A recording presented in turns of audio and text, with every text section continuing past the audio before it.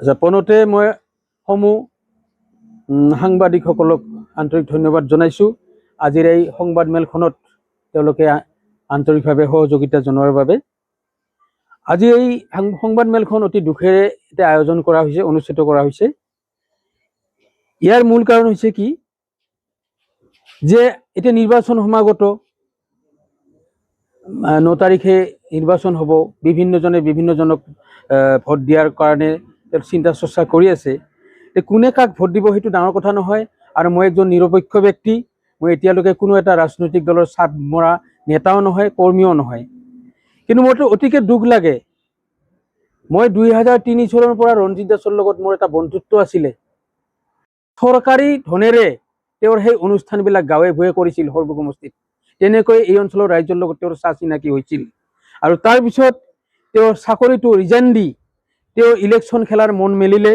2005 চনত তেওঁ চাকৰি ৰিজাইন দি তেওঁ 2006 চনৰ বাবে মানে টিকেট বিচাৰিছিল। আৰু তেওঁৰ টিকেট বিচাৰি সেই সময়ত মই নেতৃত্ব লৈ সেই সময়ৰ বিজেপিৰ ৰাজ্যিক সভাপতি ইন্দ্ৰমণি বৰাৰ ওচৰত মই 12 জন ল'ৰাৰ লগত লৈ গৈছিলোঁ। আৰু ইন্দ্ৰমণি বৰাক মই বিনম্ৰ অনুৰোধ জনাইছিলোঁ যে ছাৰ, আপুনি এইবাৰ ৰঞ্জিত দাসক টিকেট দিয়ক। তেওঁক আমি সৰবুগত আমাৰ ডেকা শক্তি আগবাঢ়ি আহিছে, তেওঁৰ লগত তেওঁ যথেষ্ট সাংগঠনিক দিশ মজবুত কৰিছে, তেওঁক আমি জিকাম, টিকেট তেওঁক দিয়ক। কিন্তু দুৰ্ভাগ্যবশতঃ সেই 2006 চনৰ নিৰ্বাচনত টিকেট পালে শংকৰ দাসে। মোৰ শিক্ষাগুৰু হয় তেখেত, প্ৰয়াত মাননীয় শংকৰ দাস। তেখেতে টিকেট পালে। টিকেট পোৱাৰ পিছত তেওঁ কিন্তু হাৰিলে।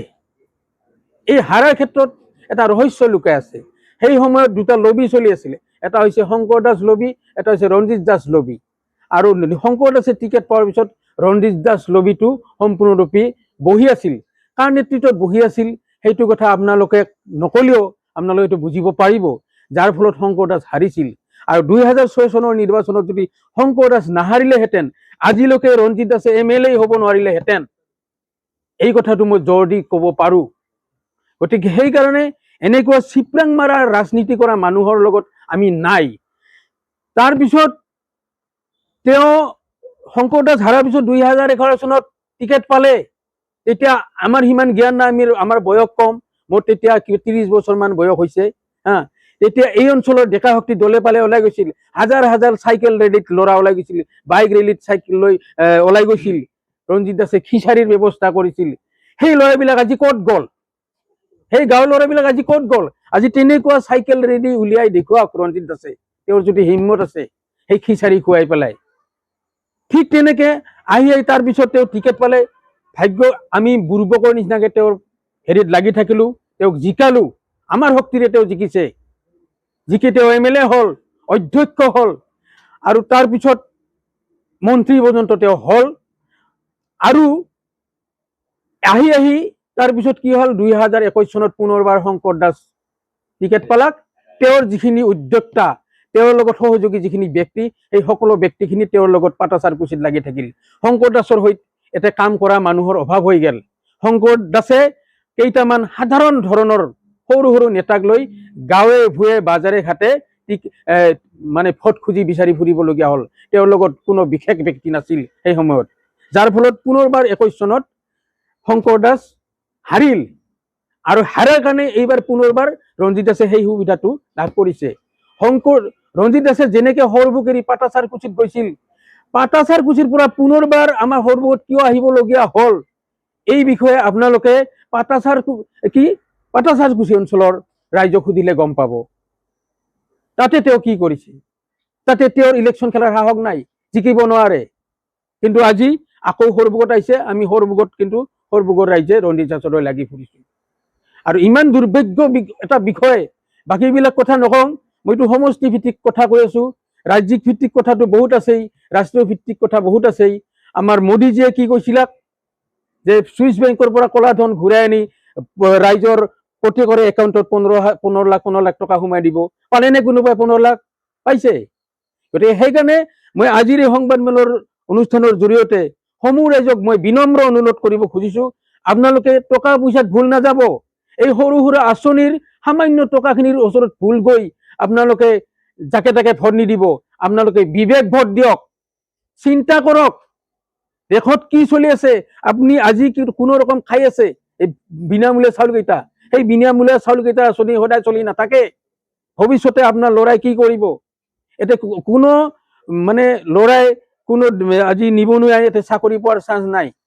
গোটেই আমাৰ যিখিনি চাকৰি পোৱাৰ যিবিলাক ৰাস্তা আছিল এইবিলাক বন্ধ হৈ গৈছে বৰ্তমান। আজি আমাৰ ৰাস্তাটো এটা বহুজাতিক সংস্থা বিদেশী বনিয়াই কিনি লৈছে।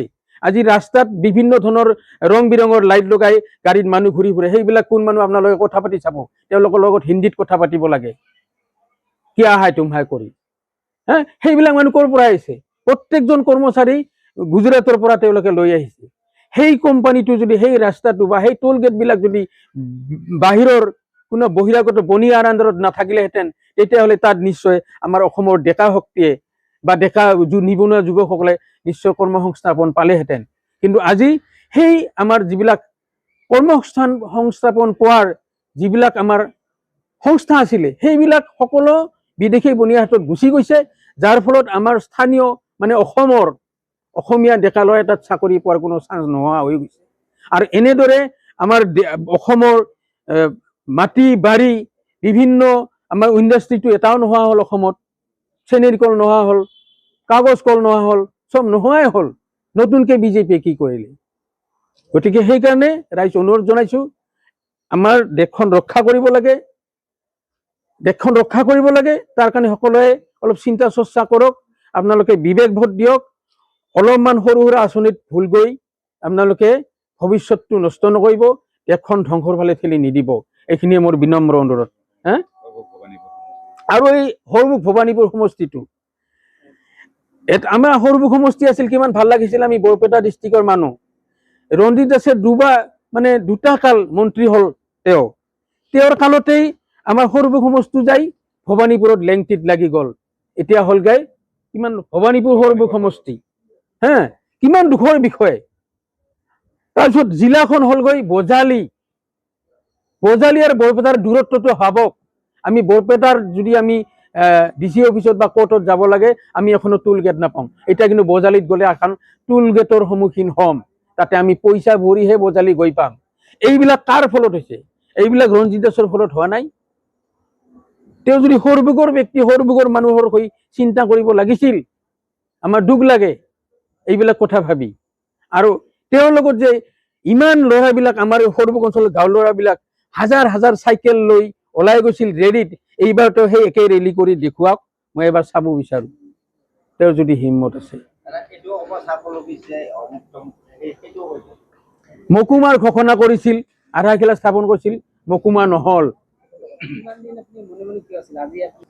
আমি আশা ৰাখিছিলো হ'ব বুলি, শেষ মুহূৰ্তলৈ আমি আশা ৰাখিছিলো যে মকুমা হ'ব। আমাৰ মনৰ আশা আকাংক্ষাবিলাক পূৰ্ণ হ'ব, সৰমুখ সমষ্টিৰ ৰাইজৰ অভাৱবিলাক দূৰ হ'ব। একোটো দূৰ হোৱা নাই। অন্যান্য ৰাজ্যত আমি দেখিছো মহিলাসকলে ঘৰত বহিয়ে 15-20 হাজাৰ টকা ইনকাম কৰে। আৰু আমাৰ অসমৰ মহিলাসকলে 12,550 টকাৰ কাৰণে মাহটো ঘৰত বহি থাকে। কেতিয়া সোমাব সেই তেওঁলোকৰ সেই পাছবুকখন লৈ ৰাতিপুৱাৰ পৰা এই পোষ্ট অফিচত বা সেই অনলাইন যিবিলাক হেৰি আছে ব্যৱস্থা, তেওঁলোকৰ ওচৰত আহি থাকে সেই 1250 টকাৰ কাৰণে। আপুনি কোনজন প্ৰাৰ্থীক আপুনি ভোট দিবলৈ বিচাৰে? কোনজন প্ৰাৰ্থীক আপোনাৰ পছন্দ যে এইজন প্ৰাৰ্থীয়ে সমষ্টিৰ হৈ কাম কৰিব? মই সঁচা কথা ক'বলৈ গ'লে বৰ্তমান এই সময়ত অসমত 3জন নেতাক মই প্ৰাধান্য দিওঁ। আমি অসমৰ প্ৰথম ক্ষেত্ৰত তুমি কোৱা নাই, ভবানীপুৰ সৰমুখ সমষ্টিৰ যিকেইটা প্ৰাৰ্থী আছে, এই প্ৰাৰ্থীৰ ভিতৰত আপোনাৰ কোনজন প্ৰাৰ্থীক পছন্দ লাগে যে এইজন প্ৰাৰ্থীয়ে কাম কাজ কৰিব পাৰিব? এটা কথা ক'লে আপুনি বুজি পাব, এইটো ক'ব লগাই নাই। মই বিৰোধী ঐক্য মঞ্চৰ সমৰ্থক।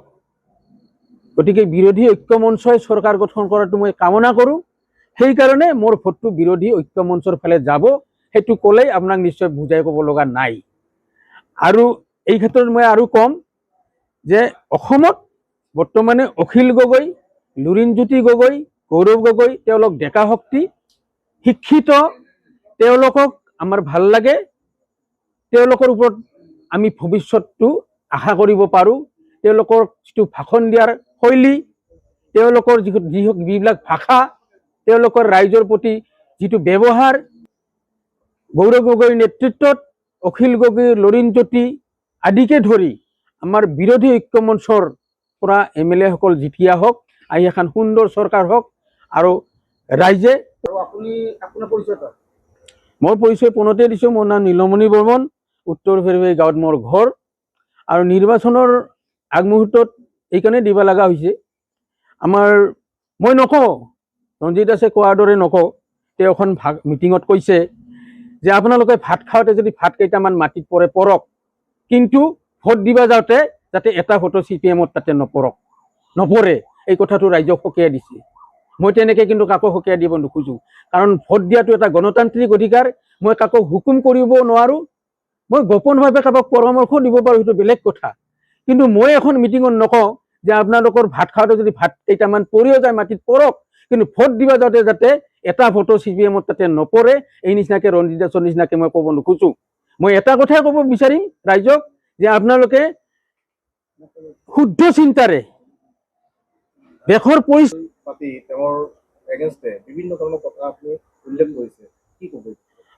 বিভিন্ন মানে তেওঁৰ ওপৰত অসন্তুষ্ট। মই বুলিয়ে নহয়, মোৰ নিচিনা হাজাৰ হাজাৰ সৰুবৰ ল'ৰা, ডেকা ল'ৰা অসন্তুষ্ট হৈ আছে। কাৰণ 2011 চনত তেওঁৰ লগত হাজাৰ হাজাৰ ল'ৰা ওলাই আহিছিল, চাইকেল ৰেলী কৰিছিল, বাইক ৰেলী কৰিছিল, আৰু তেওঁৰ পিছে পিছে ঘূৰি ফুৰিছিল। সেই ল'ৰাবিলাকতো এতিয়া নামগন্ধই নাই, গাঁৱে ভূঞে একদম স্তব্ধ হৈ গৈছে। ক'ত গ'ল সেই ল'ৰাবিলাক? আজিকালিতো তেওঁলোকে মহিলাসকলক লৈহে ৰাজনীতি কৰিছে। মিটিংবিলাকত আপোনালোকে দেখিছে নিশ্চয়, মহিলাই ভৰি থাকে, আৰু মহিলাসকলক আঁচনিবিলাক দিয়া হৈছে সেই সামান্য পইচা কেইটাৰ কাৰণে। ডেকা ল'ৰাবিলাক জানো মিটিঙত দেখিছে কেতিয়াবা? কওকচোন, আপোনালোকে কওক। ডেকা ল'ৰাবিলাকতো নাই। একদম আমাৰ সৰ্বসমষ্টিটো গোটেইখিনি মোৰ লিষ্টত আছে। একেবাৰে লাষ্ট আমাৰ চান্দামাৰী আছে, বালাগাঁও আছে, ফেউৰাখোৱা আছে, কুমিৰা আছে, দতৰা আছে, চৈলাকাটা আছে, বাৰাপেটা আছে, গোবৰ্ধনা আছে। এই প্ৰত্যেকটো জাগাত মই ৰঞ্জিত দাসৰ লগত এটা সময়ত গৈছিলোঁ। তেওঁৰ এটা মানে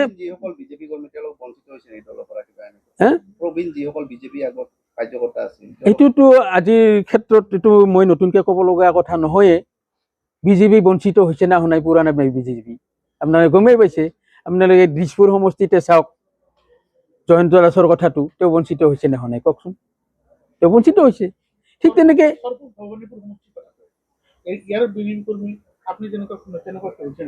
হৈছে। আমিওতো বিজেপি কৰ্মী আছিলোঁ, আমি বঞ্চিত হোৱা নাই। আমাকতো এতিয়া প্ৰয়োজন নাই, আমাকতো প্ৰয়োজন এইটো হৈছে মানে এতিয়া মহিলা ৰাজনীতিৰ কাৰণে হৈছে। পুৰুষক কাক লাগে? পুৰুষক লাগে জানো? পুৰুষকতো নালাগে নহয়। সেইটোতো হয়ে। এই সাম্প্ৰদায়িক মন্তব্যই তেওঁলোকে ৰাজনীতি চলাই আছে। এতিয়া তেওঁলোকে মিয়া মুছলমানৰ ওপৰত যিবিলাক ভাষণ দি আছে, যিবিলাক মন্তব্য দি আছে, এইটোতো অসমৰ ৰাইজে দেখিছে, আপোনালোকেও দেখিছে। এইটোৰ উদ্দেশ্যটো হৈছে কি? ভাগ ভাগ কৰা।